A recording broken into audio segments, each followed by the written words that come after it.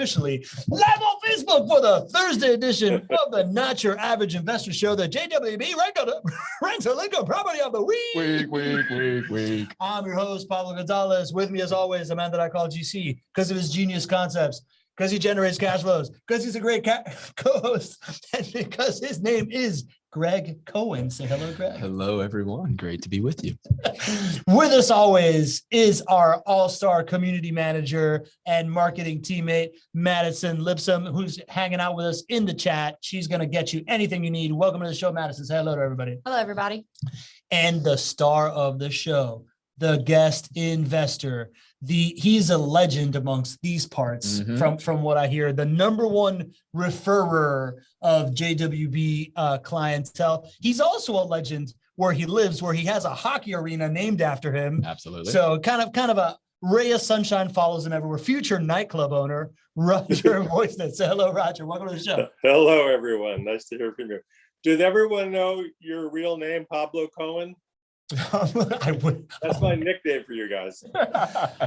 We are kind of like one unit at this time. Yeah. A lot easier. Yeah, you're one unit. Pablo Cohen. We just go everywhere outside. We run in the morning. GC and PC. I'm into it. You have me on like a leash. I just follow wherever you go. No comment. All right. So we like to welcome our community to the show, and we love to welcome our podcast listeners. If you're listening on the podcast, we love having you in the audience. We would love it even more if you joined us live one of these Tuesdays and Thursdays. Go to nyais.com. If you're listening on Facebook, if you're one of Roger's many fans on Facebook and you're watching him live right now, go to nyais.com. Join us here in the chat. It's as fun as it sounds, and we're going to prove it to you. Ready for the roll call, Roger? Yes.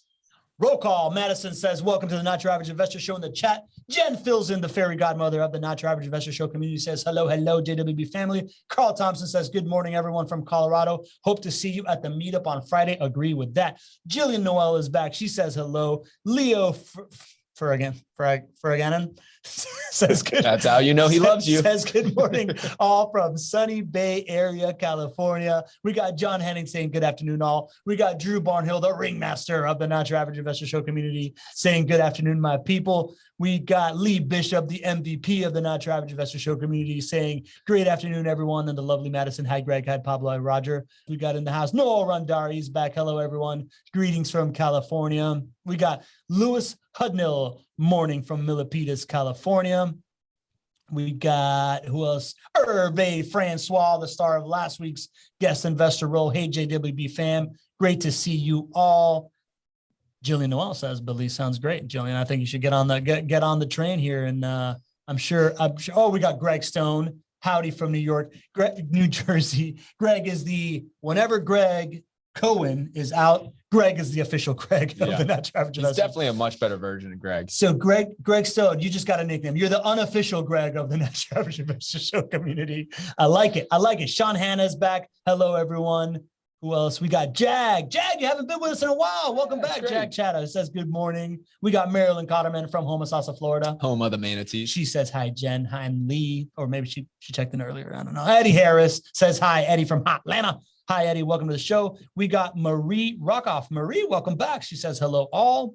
And Ken Moline joining a little bit late, but it's okay because he's the patriarch. He makes the rules. The first family. He's the patriarch. He's the patriarch. The show doesn't start until Ken arrives. As is tradition. All right. And now for my favorite segment, which is Madison shares good news. Tell us what's good news, Madison. Oh, gosh, the good news. Let's see. Today is kind of a piggyback off of the testament of how JWB treats and chooses their teammates. Recently, this week, we got word that JWB is in the top 100 places to work in Florida. Hey, yo. Yes. How about that? I'm not surprised at all. I love it. I don't work and I wish I did. Yeah, coming from a teammate, there's no surprise. The way Greg and the other guys make it to where you enjoy coming to work every day is something really awesome. So I'm not surprised by it at all. I'm sure all of you aren't either, but there's some good news.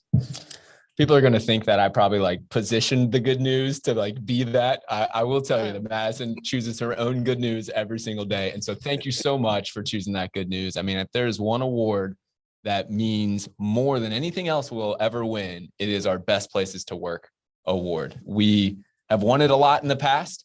It is the one that we position. We position like, how are we treating our team? But like, even the little things like, how is IT working, right? When we manage our IT teammates, it's like, we need to have a great experience here because you're helping us win this award, because this is going to help us attract the top talent, which is going to make our investments better. So the most important award. Thank you for sharing that. I saw your award on Facebook. You came in 49th out of 100. Yeah. I can't believe there's 48 better companies in Florida. Well, something cool, actually. We, there's that one. I guess I'm getting a little confused here. We won the Gator 100 as well last week, which is the top Gator-led companies in the world. Mm-hmm. And which you guys win 2 awards with it. Yeah. So we were the only company to actually have 2 in the top 100. We were 46 and 50 for Gator-led businesses for JWB Real Estate Capital and JWB Property Management. We were one of only 3 companies to be a 5-time award winner. So, Madison, you know what was really cool about that? On this tangent here, but you know what was really cool about that? When they gave the award, none of you guys were there. You're all too busy. Well, that's not actually the case. We were in Gainesville. We were going there. We actually got some news that Alex's family needed him to come home. Kids weren't feeling so good. So we had to support our boy. We all ended up coming home, coming back to Jacksonville. And our teammates, the Ritchie Insurance Group, picked us up and accepted the awards for us. For past star of the show, Ritchie got to accept the award. I talked about it this weekend. Always there in the clutch. Always there in the clutch. And they won their own award. Let's talk about that, right? That's right. The Ritchie Insurance Group won that award. Gator 100, fastest growing Gator-led companies in the entire world. Ritchie Insurance Group, one of our absolute best partners. Incubated right here at JWB. Yep. It's been an awesome partnership. It's awesome. Very cool. Very cool.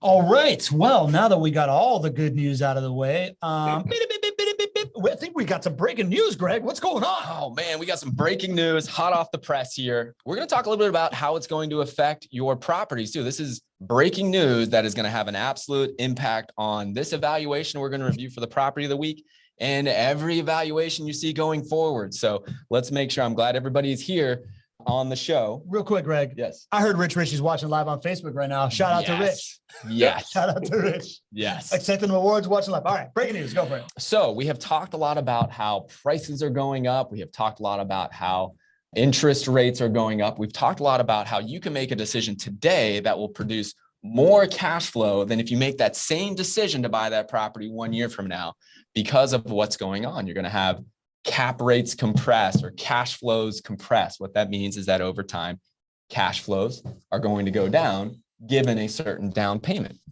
But if you don't use any financing, Pablo, you get a ton of cash flow, right? So when people think about this idea that my cash flows might just like evaporate or might be going cash flow negative, I'm not concerned about that. Nobody should be really concerned about that. It's just about how much are you going to need to put down in order to produce positive cash flow. Right? At one point, you could have put 25% down to produce positive cash flow. But as interest rates go up and home prices go up, you're going to have to put more down to be able to earn that same positive cash flow. We've known this was coming for a while, kind of hinted at it a little bit. Well, guess what? That's really the state of things now in the Jacksonville market and for most places in the country now. You need to put more money down in order to be able to get positive cash flows. Right. So what you guys are going to see on our valuations now, you'll see this here in just a couple of minutes on our property of the week, is you're going to see that we have an expectation for clients are going to put 30% down instead of 25% down. Right. In the past, it was 25%. You still could have put 20% down. We just had it at 25%. Now you still can put 20% down or 25%, but 30% down will get you to cash flow positive. That's what we're going to represent on our evaluations now, because at the end of the day, we need this to be cash flow positive, right? We need this to be an asset that pays for itself every single month. And because interest rates have gone up so much, like we have been talking about for 6 months, a year plus, this is a natural evolution of that. And so you guys will see that here on our evaluations. All right. Well, all right. That is breaking news. It's kind of gives me a little bit of anxiety. I wish I would have acted sooner, but now it just makes me want to act right now, right? Like I it's keep going. Right? from this point, right? Prices Yeah. are still going to be going up, Yeah. right? We still probably have, depending on what you read into the Fed's comments, somewhere around 6 to maybe 10 additional rate hikes for short-term interest rates. That is going to equate to a lot of pressure of upward rising rates for your interest rates. So I know we wish that interest rates were what they were a year ago and prices were what they were 2 years ago. It's just not real. We have to make the best decision we can with what we know, and making a decision to buy right now will be less money down and a lower interest rate than what it will most likely be 1 year from now. And that's something that we need to take to heart. I do have a couple of other things to throw out there in the breaking news section here. Throw it out there. All right. Looking at real numbers for revenue increases. So think of revenue increases are your rent rates, right? Rent revenue, that's what we're looking at for our evaluations here. We've got some great information for long-term historical rent price appreciation from John Burns Consulting, one of the leaders in our space. Going back from 1985 all the way to present day, average rents in Jacksonville have appreciated at a rate of 3.3%. So a minor change to what's on the evaluation, but anytime we get better data, I'm going to share it with you. It's going to become a part of our evaluations. Previously, it was 3% for annual revenue gains, annual rent price gains. Now it's 3.3%. So we can reference that number as kind of our standard going forward. So you take all of this into account. What you're going to see, our cash flows are between $50 a month to call it about 100, maybe getting up a little bit higher than that. Your returns are largely right around 6% return on investment. Again, not including home price appreciation, which we can play that game again here as far as including home price appreciation or property of the week. But that's the latest and greatest update there. All right, man. That's a lot of updates. You hadn't seen me in 2 weeks. Yeah, you haven't been around for a minute. Y'all over there hanging out with your family. Great. Well, who I really want to talk to is our guest investor, the most interesting man in the world, Roger Voicenet. Roger, you want to tell us a little bit, what kind of assets are you invested in these days so that everybody knows why you're our guest investor over here? Yeah. Greg will go into this. Right now I have 8 homes starting in 2012 and 14 different notes. And all the notes are in my real estate IRA, which is called It's Equity Trust Company. And that's how I know about JWB and Greg, through Equity Trust Company. They had a webinar in 2011, I think. Long and time I know ago. Equity Trust through Remax International, where I've been working for 33 years. So that's how one thing led to another. And I met Greg on the webinar and we talked on the phone, and he said, now we don't want any flippers. You're going to have to be a long-term investor, but we have a program. We can fly you down to Jacksonville, give you a rental car and a hotel for 3 days. You put a $5,000 refundable deposit, which made sense. I met the team. It was in the old office building. We had lunch, sandwiches and potato chips. And then I went out with a guy who's no longer there and looked at 9 homes. Ended up buying the very first one we looked at, never went inside. It was Odin Avenue. Beautiful. 95,000. I think the rent was $950 or $900.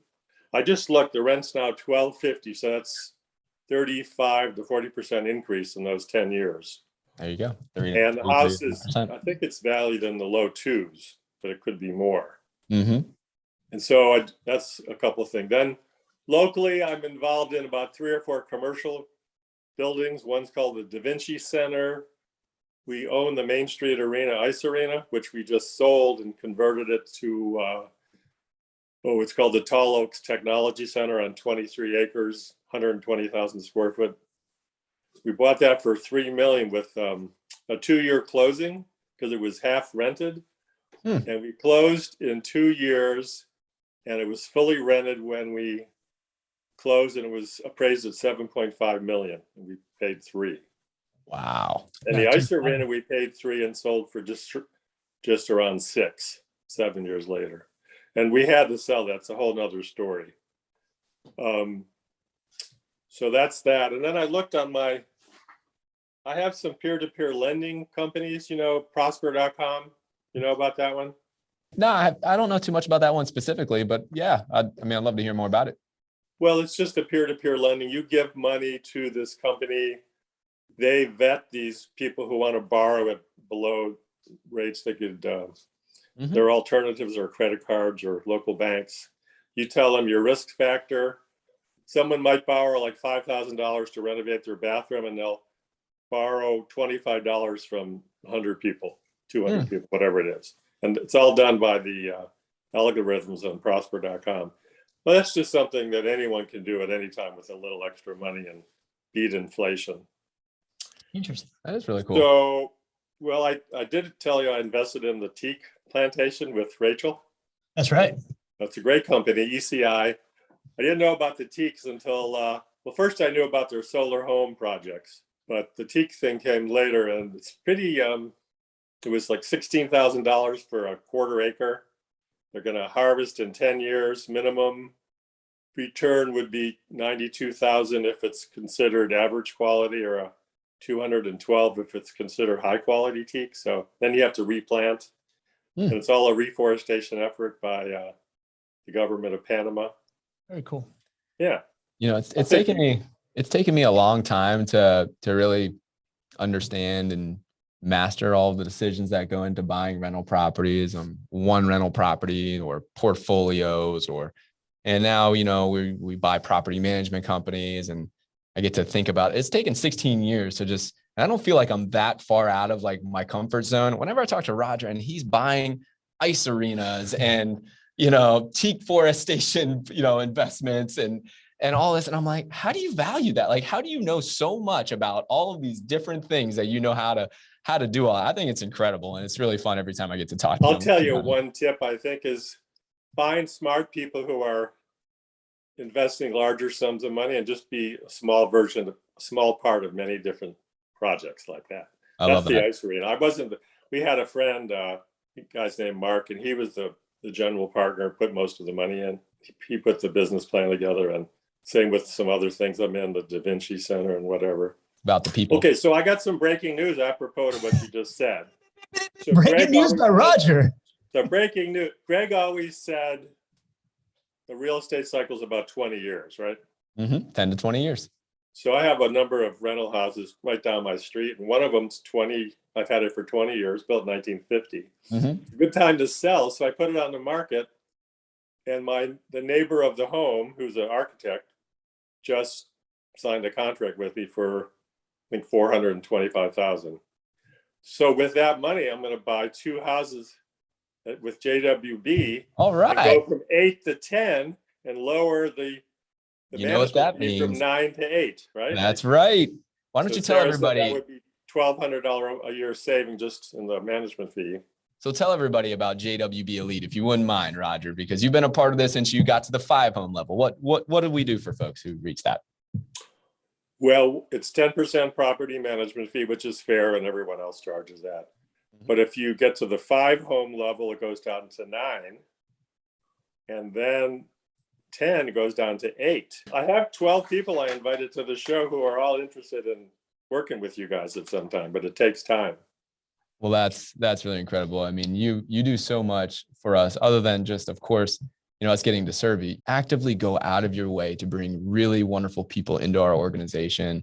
You know, I think every company dreams of having clients like Roger, right? Roger is a giving person beyond just what it does for him. So super appreciate, welcome all of your friends that are listening right now. Hope we get to serve you as well. I started sharing that. I thought we could use this opportunity to maybe educate some of your friends and show off Roger's investing chops, right? As we magically whisk ourselves away to 2815 Robert Street here in Jacksonville, Florida, 32207. It's a $260,000 home, 3-bedroom, 2-bathroom, 2-car garage. We got rent for $1,587. And over here, we got the estimated conventional financing total monthly cash flow of $100. And the total ROI of 6.16% when financed conventionally. Roger, when we pop up these property evals, right? You're about to get to 10. You've done this a couple of times. Where does your eye go first? What is the first thing that you start to look at? Well, the purchase price, they've been going up, and so has been the rent. But on a new home, is this a new home? Yes, it is. This is a new home. Yeah, it's a nice home.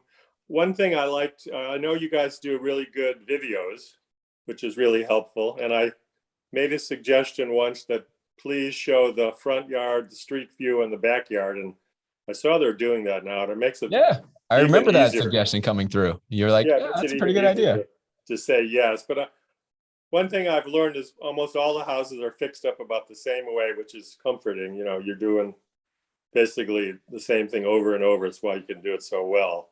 And so we got the purchase price and the rental income. And then in the context of a new house, I think that's about right. My first house was 95,000. So Yeah, that's things what have I wanted gone to up, ask but you. the rent was lower and it wasn't new. Well, so let's go back there, Roger. So you obviously are an individual who has a number of investment options out there. Your first property that you purchased was 95,000. We'll see the remaining properties, but all of them were incredibly low price compared to what the market is today. Right. And now it's wonderful to hear that you're going to be buying another two. Why are you not just having your arms up in the air and saying, listen, I can't buy something that's 260,000. Like, why is it still making sense for you to make an investment like this, knowing that you're paying more than double, almost 3 times what you paid for your original property? Well, I know the deferred maintenance is 0 or minimal with all of these. Jacksonville's been great.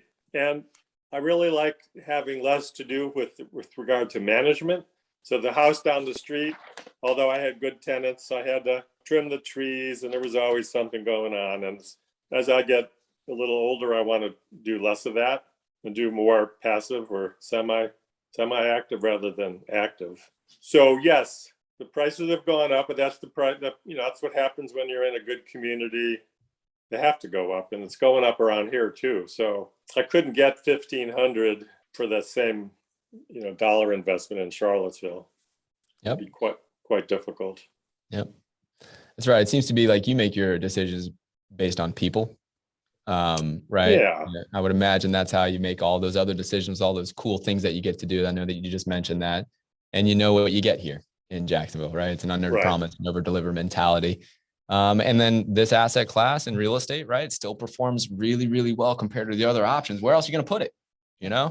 It's probably not going to put it in the stock market now, right? Most people are a little fearful there, right? So if in your real estate options, I'm sure you're looking to diversify and boom, get you up to 10 properties, get that management cost down. Numbers actually look a lot better when you get 8% versus 10% too. So yeah, I like the fact that you can sell these homes to owner occupants in the future, unlike a duplex or fourplex, for instance. I've looked in Buffalo, New York, and Cleveland. I'm from Buffalo, and I thought, wouldn't it be great to have a rental property there so I can go see the Sabres or the Bills or visit my hometown. And same with Cleveland. I used to live there, and they're lower cost cities, but they're on the rise. But I could never find a company that's as integrated as JWB or does such a good job. And Keith Weinhold couldn't either.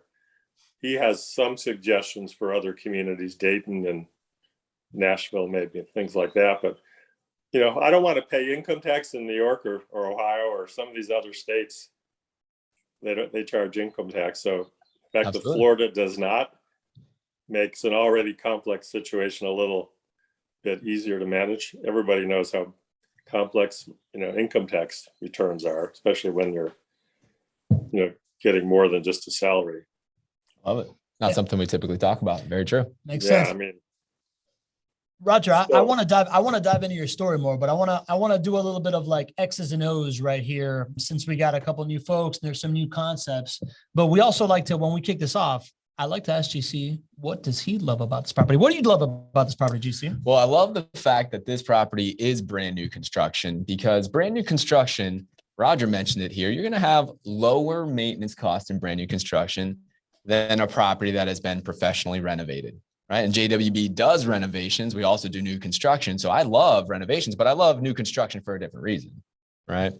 New construction has lower maintenance costs and lower vacancy costs. And so if we go down to the bottom there, the property assumptions here, the easiest way for everybody who's on this call, if anybody would like to go and download this spreadsheet, you can go to jwbinventory.com and you can fiddle around with the numbers as we're known to do here. Look at a new construction home. You're going to see a 4% maintenance rate. That means that on average each year, you're going to give back about 4% of the rents that you collect in the form of maintenance costs. And this has been substantiated by our data flywheel the data and the tracking that we have for over 2,500 turnkey properties that we have built, renovated, managed, sold to clients, continue to manage, and seeing what those average maintenance costs come in at. So for new construction, you're at a 4% figure. For a renovation, you're at 7.5%. So here's a little thing. I think most people probably know this. When new investors come to JWB, most people look at new construction, they're like, I'm in. Like people just, it's easier on the eyes, right? Part of this is like the biggest pain point for people is maintenance cost, vacancy cost, right? Less turnover, right? So if you can have a slightly lower maintenance cost for new construction, I know it's easier, especially for a first-time client to come in and look at that. And, the vast majority of our inventory now is new construction. So that lines up very well. So this is also ready to close. You can start your loan immediately, which means you can lock in your interest rates, which today are lower than they are going to be in the future. You do not have to put this under contract, wait 6 months, wait 9 months like the normal market requires you to do. So for all those reasons, that's why I love this property. There you go. There's a couple things that I've learned to look for that aren't as obvious. So one would be, is the home on a septic system or on the sewer? The very first house I bought, it turned out it was on the septic and I didn't even know it. Yeah. Oh, this was on septic. This is on septic. Well, let's talk about that. Septic means you have, some paperwork to do, and you have to renew your contract with the company and renew the license every 2 years. Another house I have, the county is going to replace the septic with public sewer, and I had to sign some papers. So that's done for free. So let's talk about the septic thing though, Roger, because I think you bring up a good point, right? In past years on evaluations that had septic, we had a higher maintenance rate for properties that were on septic. Now we don't have that. They perform, whether they're on septic or sewer, it's the same as far as our numbers. Roger, I'm not sure if you're aware of this, but we implemented a septic warranty program that actually protects owners of new construction or renovations that have just happened, where the septic tanks are brand new. There's a septic warranty program that you don't have to pay for, which means you're protected against any big losses from the septic tank or from the drain field or things like that. Didn't know if you were aware of that, but that's been an upgrade since you started buying back in the day. That's for brand new septic tanks? Yep. So where it doesn't is for you who bought in 2012 for your septic tank, it's not retroactive. Of course, it doesn't. I mean, there's a company that provides this. They're not going to go back and retroactively do that. So it's not going to cover your past septic tanks. But what it's going to do is for any decisions that are made now or over the past year, it's protecting those folks. You were able to win on your rental property in different ways rather than having the septic warranty, which we get into in just a minute. But yeah, man, so it really takes a lot of those fears of septic properties off the table and allows us to lower our expected maintenance rate, because you're right, septic properties should have higher maintenance costs than sewer properties unless you have this warranty in place, which we do. There's another thing to look for, is the property in a homeowners association. Turns out I have one that is, and you can look at it two ways. You're going to have to pay more per year in the homeowners dues. You're going to get letters saying the grass is not cut and there's mold growing on the side. But on the other hand, of course, the neighborhood is maintained a little better, and that should, in the end, result in a higher value. So I have one of those. Yeah. And, for us, at the end of the day, no matter which way you shake it, we have to be able to hit the return requirements. The market right now is bearing somewhere around 6% as far as our returns before home price appreciation. It's bearing about 6%. So if we are going to bring an asset to a client that has a really high HOA due, it's not going to work. The cash flows are not going to be strong enough. The return on investment is going to be 5% or 4% or something like that. We can't do that. We wouldn't buy that property.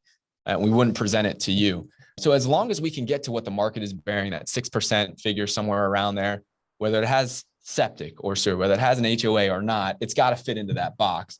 There are pros and there are cons to HOAs, but the thing that you definitely want to avoid is a very high HOA, which typically offers a lot of amenities and kills your cash flow and kills your return on investment. That's something you generally want to stay away from. The other thing I look for is a garage, and I think almost all your homes have garages. But where I live here, it's very rare to have a garage. Yeah. But I would definitely want at least a single car garage, and that one's got two because you built it. Curious. Built it two. For the ones that, and I agree with you, it's great to have a garage when you can get it, especially in new construction. Do you remember your homes you bought in 2012, 2013, 2014, 15? Let's see. Yeah, I have them right here. Do they have garages? I think they almost all do. Yeah. Yeah. So the first house I bought, it was amazing. It had a single car garage, hardy plank and brick. Yeah. 3 bedrooms, 2.5 baths on a paved, quiet cul-de-sac. Yep. I mean, and almost all the houses are sort of like that. And none of the people watching this show, including me, know anything about the neighborhoods. All we know is you pick, B neighborhoods. They're all going to be pretty good. They're not going to be great. So really, it doesn't really matter to me much where anything is. Yeah. In fact, when I came to visit you guys, I thought, I'm going to drive by every one of the houses. Yeah. And I drove by like one and go, nah, let's go to the beach, because they were scattered all over the city. And I wanted to go see Pablo and have a drink and go to St. Augustine and downtown with Alex. I didn't even drive by but one of the houses. That's awesome. That's so funny. I hear that often. Folks are like, I'm going to come down. I'm going to check out every property. And they go and see one or two. And they're like, man, it's Jacksonville. The beach is calling my name. We're going to get some fun stuff to do. I've done enough to trust these folks. Okay, I'm good. I checked off one or two. I'm good. Yeah. And I went to the office. That was probably the best. And seeing Alex and Pablo, and Gregg was out of town with your mom was in California, I guess. Yeah, there was something else going on that time. I wasn't there. That's right. You're out of town. Yeah, your mom was in town. So I want to do something. We're going to go deeper into Roger's story in a second. But I think since we just unveiled these new numbers of this like 30%, we got a question here from Rahul. Rahul, let me know if I'm pronouncing that correctly. He says here, conventional means 20% or 30%. Let's talk through that with this sheet right now. Yeah. So conventional financing can either be 20% down or 25% down or 30% down. That's not really what defines conventional financing. Conventional financing is those loans that are typically sold to Fannie Mae, which all fit into a certain buy box, a certain loan criteria for them. So that's what a conventional loan is. Those are the lowest rates available for individual borrowers. But no matter what product, meaning the loan product the conventional loan product that you have the choice of putting 20 or 25 or 30% down. And so for this evaluation, we have 30% down. This is the first one I've been able to share with you all. Yeah, so let's take a look at this. I don't even know if I mentioned the interest rate increase. I think I did a couple of shows again, but I'm just assuming they're going up. They are going up. They are going up, right? So 5.25% is what we're estimating right now. I'm telling you, guys, those are going up soon. I don't know when we're going to make the move. And we look at all of our lenders' interest rates on a weekly basis. That's definitely going up here soon. So you have the ability to lock it in before that happens. But 30% with 5.25% loan interest. Should we do the exercise of seeing 25% and 20%? Yeah. So just for honestly, I'm curious, right? Because I'm looking to get my third property as well. So ROI goes to 6.3%. Let's go back to the summary here. And as soon as I get that fixed, nope, in the wrong place. Goes down to $30 a month in cash flow, and that's 6.35%. And then if we go back into 20%, now we head back and we're slightly negative in cash flow. ROI goes 6.61%. Absolutely. Okay, man. Good to know. So why do we move to 30%, right? Well, this is somewhat forward, right? Like we could put 25% down right here and still have it cash flow positive. Our identification of a great asset is one that is break even or cash flow positive, and then you hold on to for the full market cycle and allows you to profit from the other 4 profit centers. So 25% down right here still checks that box. Mm-hmm. So we're getting out in front of this. I'm trying to bring everybody who's a part of our community there early and talk about not only is JWB doing this, but if you want to have a positive cash flow investment in other markets as well, this is the way that you're going to be thinking about this. Whether it's today or whether it's 2 months from now or 6 months from now, this is something that's going to be a topic. So we're somewhat forward in it, but I just know this is where it's going. So that's why we made that decision. In order to do that, you give up a little bit of your return on investment, right? From 6.35 to 6.16%, right? Mm-hmm. I never like that. But what's more important is having an asset that pays for itself every single month, right, than a couple of tenths of a point of return, right? Now, I will say, and this is the value of sitting down with us and going through our buying plan and our introductory phone calls that you have with our team. There are some clients we're going to sit down and we're going to say, listen, 20% down or 25% down is the right move. Together, we're going to come to that decision. Mhm. The conversation has to be, talk to me about your reserves. Yep. Talk to me about what you have set on the side, because on a monthly basis, over the long haul, this is going to be cash flow negative. If you do that, if you're prepared, then your actual return on investment will be higher. So, depending on what your goals, your resources, your reserves are, 20%, 25% still may make sense. But for the general public where, you got your standard reserves there, we're putting out that the 30% is the way to go, because that's what ensures cash flow positive. All right, let's knock out a couple questions here. We got Okay. Anonymous Day says, so one should hold a house for 20 years to get the full benefits, question mark? Great question, Mr. or Mrs. Anonymous Attende. A couple different ways to go about this answer. The full and best way to maximize your returns on investment are to hold on through a full market cycle. That's just a general investment strategy, right? Regardless of what's going on this year or last year or whatnot. If you look over time, historically, real estate cycles repeat themselves about every 10 to 20 years.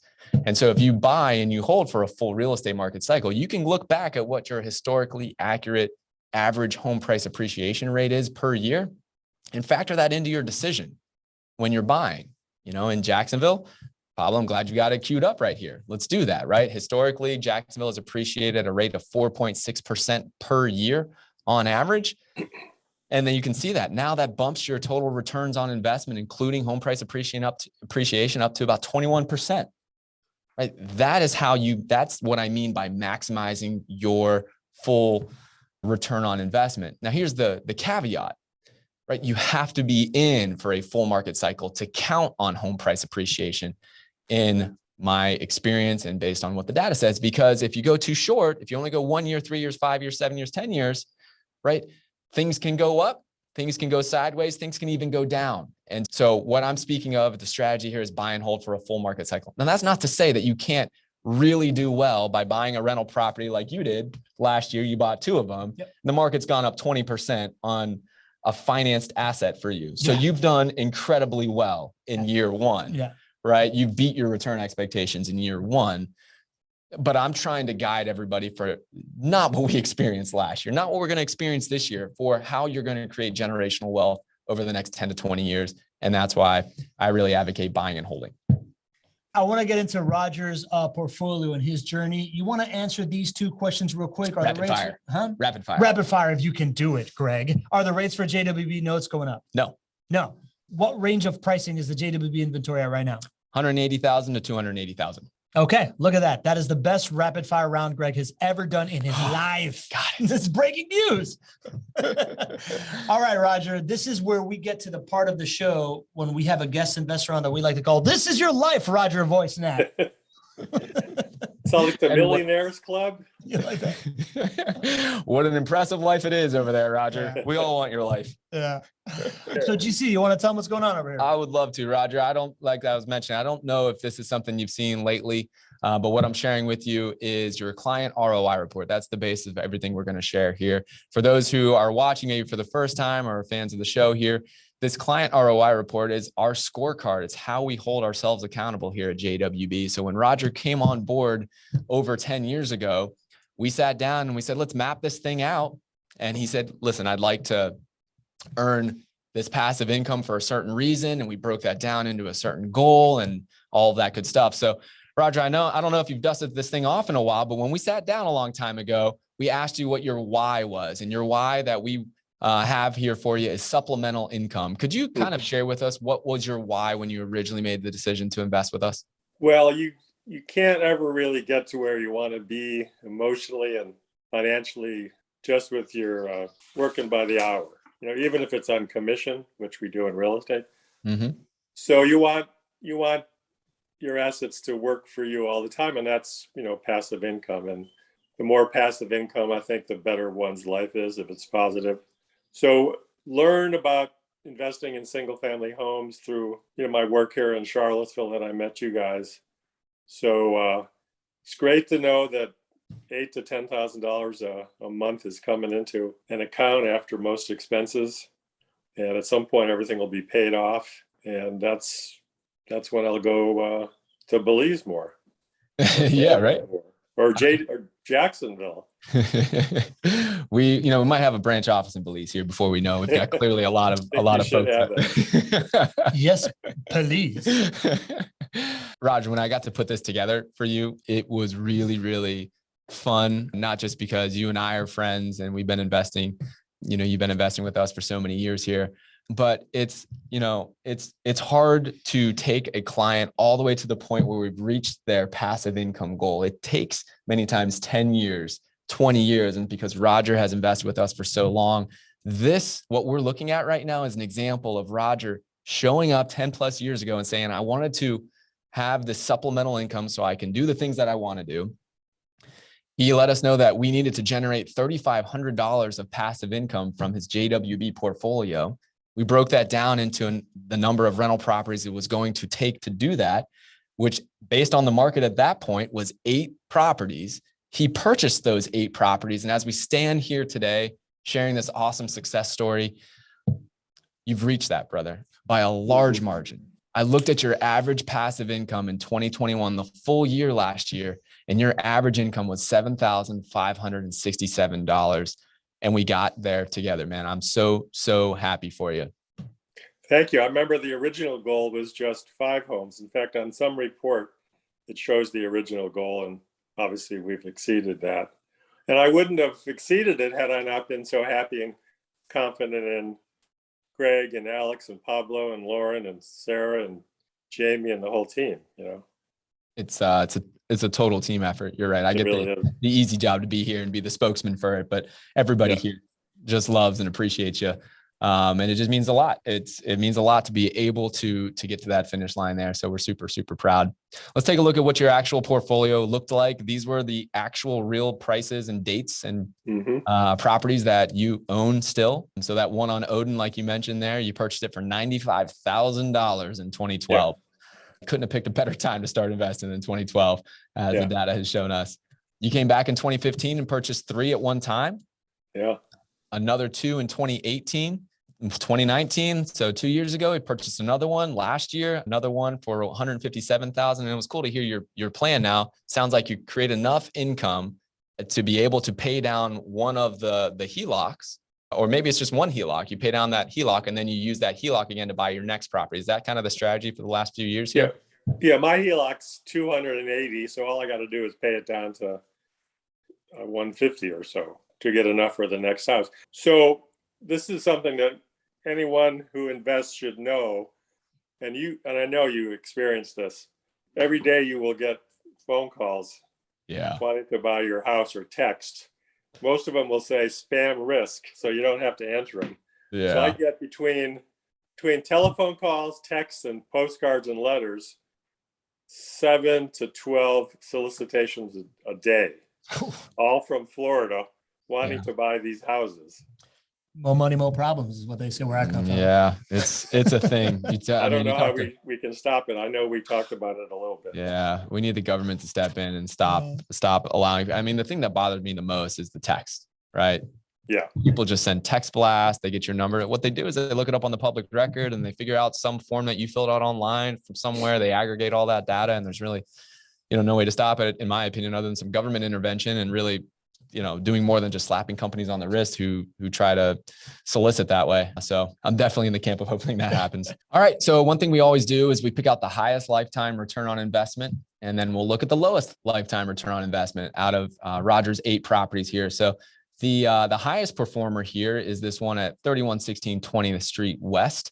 You are at an 8.03% return on investment. Again, not including home price appreciation. Which is a big win. We can see consistency here for the last 3 years that you've owned the property, right? Your lowest returns are about 5 3/4. Your highest are about 8.9. And there's a lot of things that change between 2020 and 2022. So always nice to see that consistency in that asset class. So let's talk about the lowest lifetime return, right? This one on Gasper Circle East, okay? 5.16%, right? Let's look. In 2018, 7% returns, 2019, roughly 7%, 2020, 8% returns, 2021, we had about 6% returns. What's going on in 2022, Roger? I see negative 26% returns. Wait, I thought you were happy with this investment, Roger. I think one of the tenants started, making illegal drugs in there or something, because he left the place in bad condition. Oh, no. So the thing that's not obvious there is, I know your team is, first of all, we had to pay for the refitting and the repairs, but the tenant will, in the end, probably be paying part of that through some legal means that you guys were pursuing. It's not evident there yet, but yeah, that goes on behind the scenes and takes time when someone does that to a home.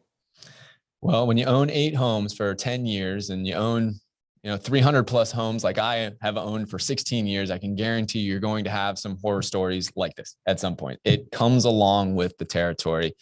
Roger, it doesn't seem to have shaken your confidence in the model. I mean, if you could speak to somebody who hasn't invested yet that is fearful of a moment like this, what would you tell them? Well, just look at the big picture, and any asset you own is subject to these, dark star events. I bought some Tesla stock a month ago and it went up immediately. But who would have guessed that Elon Musk would buy Twitter and it would go down 12% in one day? And that's the equivalent of having a bad tenant who damaged the house when they moved out.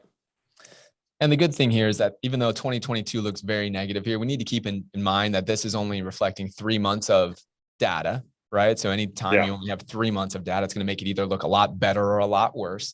And the biggest thing to look at there is the annualized lifetime returns. And rental properties, you're going to have some ups and you're going to have some downs on an individual property basis. It's this portfolio mindset and long-term mindset that you really need to subscribe to in order to make sure you're understanding and making the best decisions here. So overall, a little bit over 5% return after just having a horrible moment. Yep. There are other investments that would perform a lot worse than that. We're not really investing in the home so much. We're investing in Jacksonville market and JWB's ability to keep them. I love that. Sounds like a quote card to me. That sounds like a quote card. All right, Roger, we're going to wrap this thing up, my friend. And the best part of this. So what I get to do is break down all of the 5 profit centers, including the profit center that, Roger, you really haven't seen beyond what some random company has sent you a letter about as far as your home price appreciation. So I did a little analysis on all 8 of your properties for any folks who are watching the show or any clients who want to be a part of this. Something I offer for everybody who wants to do this. So if you want to be a part of the show, reach out to Madison right now, raise your hand, and we'd love to make a spot for you on a future show. But Roger, here's where we are for the 5 profit centers. So from 2012 till now, your net rental income has been over $353,000 of net rental income. How does that make you feel? Very good. I think we need to tell the viewers that you are not allowed to pay the income taxes or insurance. No, not income tax, real estate taxes or insurance, right? I know what you mean. So someone like me has to pay that outside of this review. For a property that you own in cash, and this is something we disclose and share, right? This is a very passive investment, but it's not passive to the point where we're going to pay your property taxes for you, and we're not going to be on the hook to pay your insurance costs for you. In a financed investment, Not allowed to. Is that correct?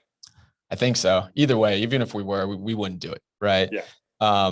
In a financed investment, this is taken care of for you because the bank generally escrows it in your payment. So you don't have to make a separate payment. You don't have to think about it. But for a cash purchase, you do have to think about it. And I'm really glad you pointed that out. It's not something we've talked about yet. I hadn't heard that.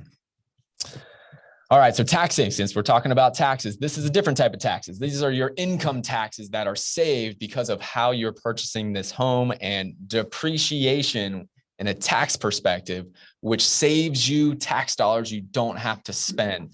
Raj, you've saved over $55,000 in taxes by buying rental properties and taking advantage of that depreciation. Pretty cool, huh?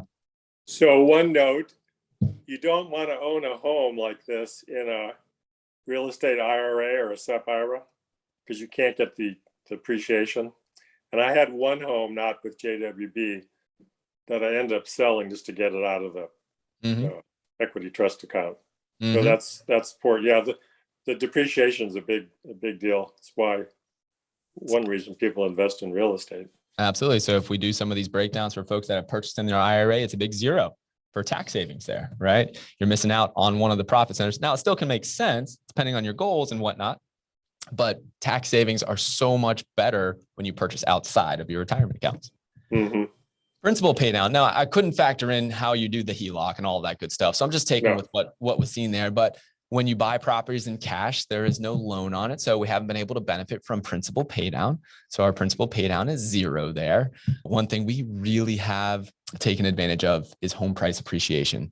Roger, for your 8 homes that you purchased in various stages from 2012, 2015, 2018, 2019, 2021, you have earned over $715,000 in home price appreciation for choosing the right team in the right market. Did you know that? That's twice the rental income too. Yeah, exactly. So I'm glad you pointed that out. And it's probably even more than that. If I really had to sell, I don't know what numbers you're using. Are you using tax assessment numbers, or? I'm looking at it. I've just put my own expertise on it, Oh, okay. Very good. Yeah. So I feel pretty good about that number, but what's also included there is I'm taking out, even if you were going to sell, I'm taking out all the costs and holding costs and selling costs and all that. So that is decreasing your returns on investment. So your returns, if I didn't include that stuff, would actually be much higher than that. Yeah. But this, and I'm so glad you pointed out that it's even more, it's twice as much as your net rental income.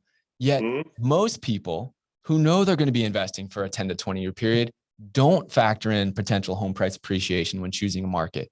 Clearly Roger did, and clearly he's benefited from that choice.